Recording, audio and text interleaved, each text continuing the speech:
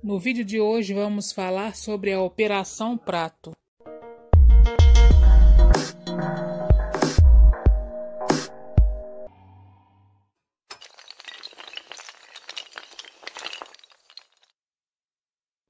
Em 1977, uma onda de estranhos fenômenos aterrorizou as populações pequenas das cidades ribeirinhas do interior do estado do Paraná. Moradores de localidades como Colares, Viseu, Vigia, Santo Antônio do Tauá e Mosqueiro, entre outras, relatavam o avistamento de luzes incomuns no céu noturno que pareciam se mover de maneira coordenada. Entretanto, alguns diziam estarem sendo atacados por essas luzes, através do disparo de uma espécie de feixe luminoso de origem desconhecida. Os relatos indicam que, após as vítimas serem atingidas por tal feixe, imediatamente sofriam efeitos físicos, que, apesar de algumas variações, geralmente eram descritos como perda de força, paralisia, rouquidão, dor de cabeça, tremores e, em alguns casos, marcas de perfurações e queimaduras. Este efeito ficou conhecido popularmente como o nome de chupa-chupa e foi investigado por militares brasileiros através da famosa Operação Prato. Embora os relatos desses ataques estivessem sendo mais concentrados nos municípios do interior, por volta da segunda quinzena do mês de novembro de 1977, uma série de jovens moças em alguns bairros de Belém, acentuadamente na região da Estrada Nova, na atual Avenida Bernardo Saião, Jurunas e Nova Marambaia, relataram ter sido atingidas pela estranha luz. A imprensa, mais especificamente o jornal A Província do Pará, se interessou por esses casos e publicou reportagens nos dias 19 e 20 de novembro de 1977, sendo que nessa última trouxe a foto de uma jovem sendo examinada por um médico e exibindo um ferimento um pouco acima do seu seio. A foto tornou-se icônica, pois é uma das poucas imagens que exibem as pessoas que alegaram ter sido vítimas do temível chupa-chupa, sendo utilizada até hoje quando se quer mostrar os efeitos do temível luz vampira. Após mais de 40 anos, a equipe do site localizou a jovem mostrada na foto com 18 anos na época. Trata-se de Aurora Nascimento, que concedeu, juntamente com sua mãe, Dona Eunice, uma entrevista inédita e exclusiva, contando sua história que ocorreu em 17 de novembro de 1977. Na entrevista, tanto Aurora quanto sua mãe afirmaram ter visto um objeto circular de cor amarela com luzes que piscavam em torno de si, posicionado acima de uma castanheira. A Aurora teria sido atacada por uma forte corrente de vento frio e um sentimento de medo terrível, tendo sido envolvida por uma luz que a deixou atordoada ao mesmo tempo que sentia furadas muito finas que eram dadas em seu seio. Ela declarou não ter sentido o vento.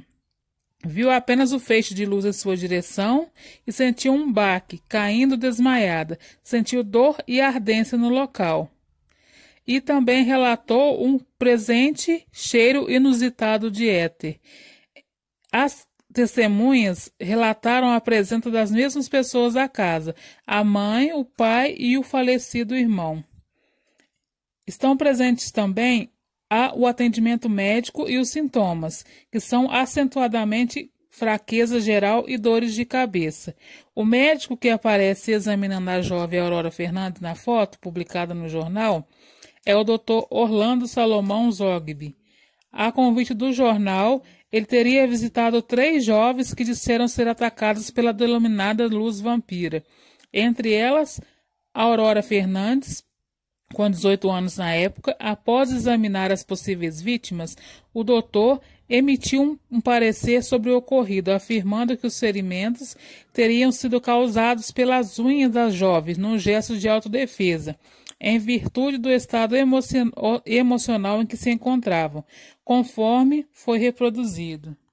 Vale alertar ao leitor que o Dr. Orlando fez parte da Sociedade Paraense de Parapsicologia, que possuía uma visão extremamente cética quanto à natureza extraterrestre do fenômeno, conforme se verifica na reprodução do jornal O Estado do Pará, de 1978. Já o Dr. Wilton Reis, o médico legista da época, examinou a aurora no dia 18, dia seguinte ao ocorrido, e não concordou com a opinião do Dr. Zorgby quanto aos ferimentos terem sido causados pelas unhas das próprias vítimas, frutos de uma neurose. Segundo sua opinião, as lesões tanto de Aurora quanto da outra jovem que ele teria examinado não apresentavam características de terem sido produzidas por unhas, sendo do tipo saca-bocado, onde houve uma perda de substância, derme, epiderme e sangue.